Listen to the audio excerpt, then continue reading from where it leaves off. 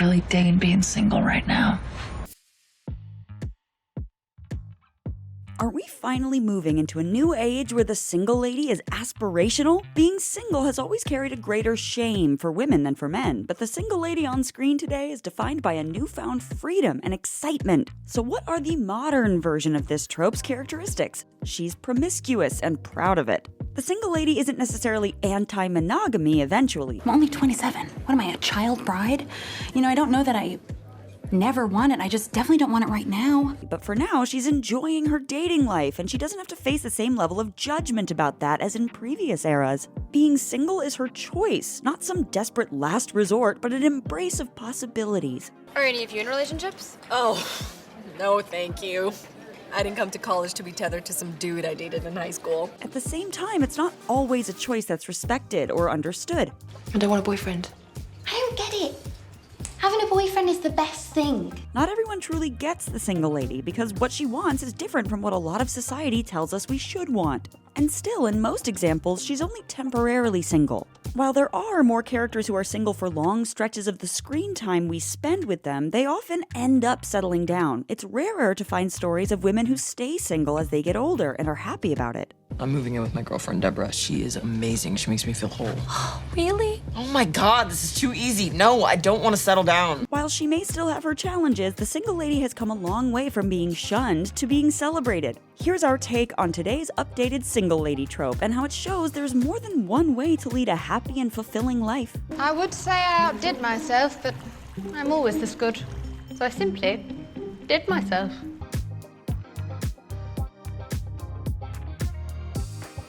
If you're new here, be sure to subscribe and click the bell to get notified about all our new videos.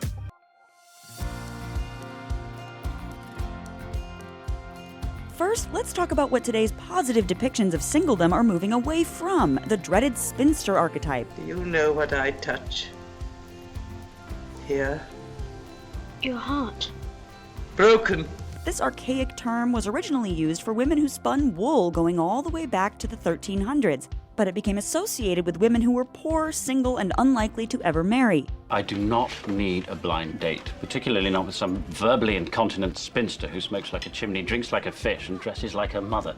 Our archetypal spinsters are characters like Great Expectations' Miss Havisham or Emma's Miss Bates, older women who are resigned to a life of loneliness, who might have become bitter, detached from reality, or leaned into their annoying habits, and who we're at best invited to pity. So this archetype created a cultural fear of spinsterdom which carried throughout the 20th century. I shall be sure to say 3 dull things as soon as I open my mouth.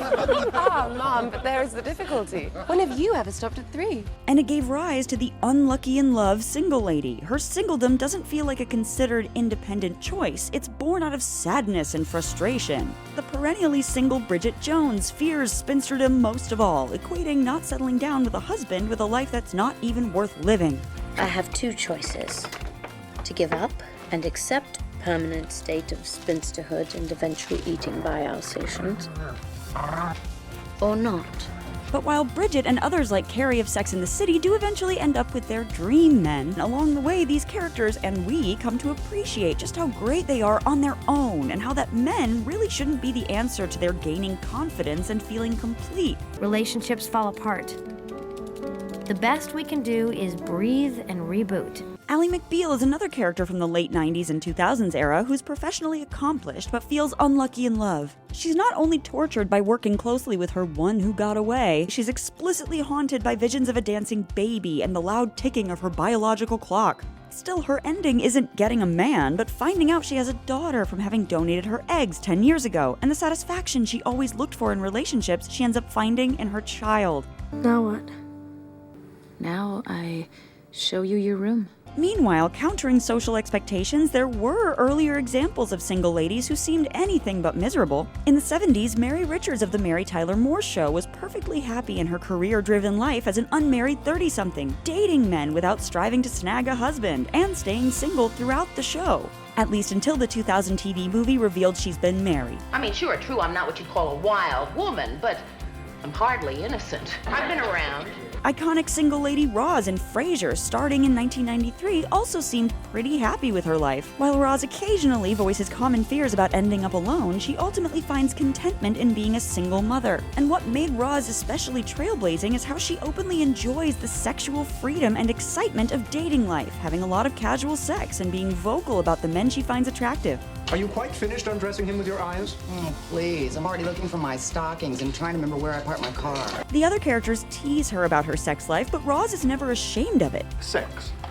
How can I help you? What do you do when the romance goes out of a relationship? I get dressed and go home. Almost a decade later, another breakthrough single lady character came in Sex and the City's Samantha, who strongly prefers singledom and fears monogamy. I saw the ring and I threw up. That's not normal. That's my reaction to marriage. So over time, through these characters, singledom increasingly becomes cast as thrilling, fun, and full of opportunities, a defiant show of independence. I still think sex is better when it's with someone you love and it's an expression of your commitment. Ow, damn it! That is so boring, Kimberly. I'm with you, Whitney. Sex is better with strangers. Maybe the most crucial thing about the free and single lady is how sex positive she is. She's not just staying at home, she's getting out there, meeting different people, and having a good time. Have you ever been set up on a date with someone whose name you didn't know? Oh, please. I've woken up with dates whose names I didn't know. Samantha Jones's singledom gives voice to female desire. Through sleeping with a variety of people, she has the opportunity to find out more about herself and have experiences that the other girls aren't as open to. Yes, ladies, I'm a lesbian. While other characters like the idea of falling in love and settling down, Samantha prioritizes pleasure above all else. Marriage doesn't guarantee a happy ending, just an ending. Like Samantha, Roz from Frasier has to deal with the reality that not everyone around her understands or respects her singledom. Roz is a failure at love. Roz can't find a man. They don't really say that, do they? Oh, you haven't met my perfect sister, Denise. But others' disapproval isn't enough to make her commit to the wrong guy. She likes men, likes having sex, and isn't necessarily focused on settling down unless the right person comes along. Roz, why is that every time we try to have a serious discussion, we end up talking about your sex life? Because I have one. These characters normalized female desire in the culture, and they helped make space for characters in our era who enjoy sex without that having to be their defining trait. For Bella in The Sex Lives of College Girls, sex is one of the things she's most excited about entering into this new environment. I'm super sex positive. In theory, more than inexperienced, and I am ready to smash some D's. But her story arc is most focused on how funny she is and how she aspires to become a comedy writer. Chewing Gum centers around the exploits of Tracy, who's determined to have sexual adventures, but as an inexperienced religious virgin, she hardly fits any of our preconceptions of who the promiscuous single lady is. Forget your virgin and channel your slut. Do you want to suck his or Smiley? Neither. In Broad City, Abby and Alana are both promiscuous single ladies, but the beauty of that show is how it focuses on their relationship rather than their respective quests for relationships. They find solace, value, and companionship in each other, and so maybe don't see the need to get this from the men in their life. While these are young singletons, we're also seeing more stories about women experiencing the dating scene in other life phases, whether because they've gotten divorced, widowed, or never married. As for love, well, anything's possible. Grace and Frankie, about two women whose husbands leave them after falling in love with each other, explores being single later in life, showing how things like female desire and feeling sexy don't have a shelf life, and how being single can unlock these feelings. If anybody's gonna sit on Ryan Gosling's face, it's gonna be me. These stories recognize there are still challenges that come with being single, moments of loneliness and criticism from outside, but most of the time these characters find comfort from within instead of validation from without.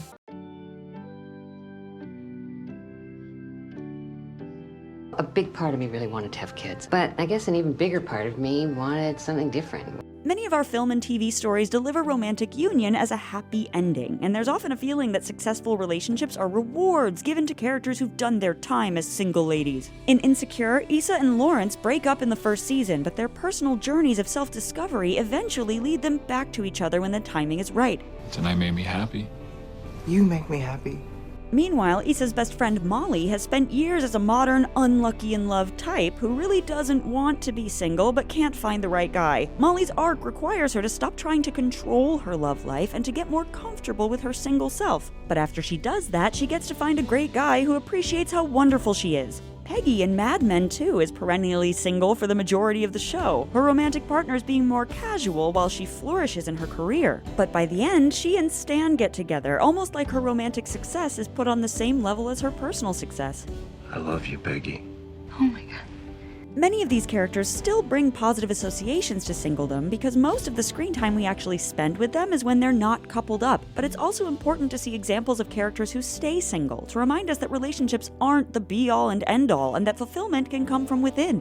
Rebecca Bunch in Crazy Ex-Girlfriend at first seems determined to live out a rom-com fantasy, traveling across the country in pursuit of her dream man. But as we get to know her, the story becomes less about that and more about her mental health, and so her staying single by the end feels like a necessary, honest, and important step in her journey toward recovery. When I'm telling my own story, for the first time in my life, I am truly happy. Spinster explicitly deals with our latent fear around being single and older. In this case, 39, so not even that old. But the film challenges that fear with its heroine Gabby deciding not to pursue a relationship and to instead pursue her dream of opening a restaurant. Nobody's single by choice. Well, I am. And there's actually a lot of benefits to it. Even to this day, though, it still feels like there's a pressure on creators to push characters together to please audiences, like how fans clamored for James and Aaron to get together in Dairy Girls, or Mike and Eleven in Stranger Things. Mike, 11, ship it till the end, you guys. It's happening. Sex and the City moved toward a place where it felt Carrie and Big had to end up together for that rom-com happy ending. Still, when it came time to reboot the series as And Just Like That, the creative team killed Big off. And this felt driven by the fact that watching Carrie as a single woman in her Manhattan playground is a lot of the fun and excitement viewers enjoyed about the show all along. And sometimes it is sad when people who are good for each other don't end up together, but that's okay too. Forget about everything. Is this what you really want, Molly?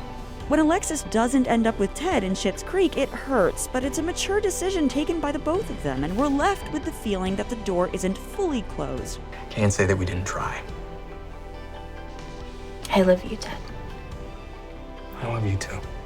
Staying single needn't be a tragedy, and it needn't always be a defiant anti-monogamous statement, but sometimes it can just be the right thing to do. For generations, relationship narratives have been structured around the idea of finding the one. I turned to a friend for comfort.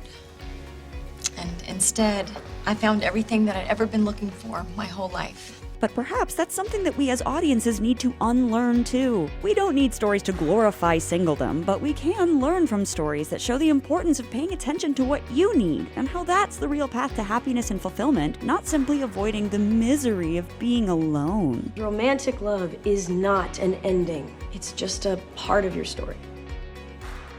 Oh, hi, friends. This is The Take on all of your favorite movies, TV shows, and pop culture. Don't forget to subscribe and ring the bell for notifications. We're gonna need a bigger screen.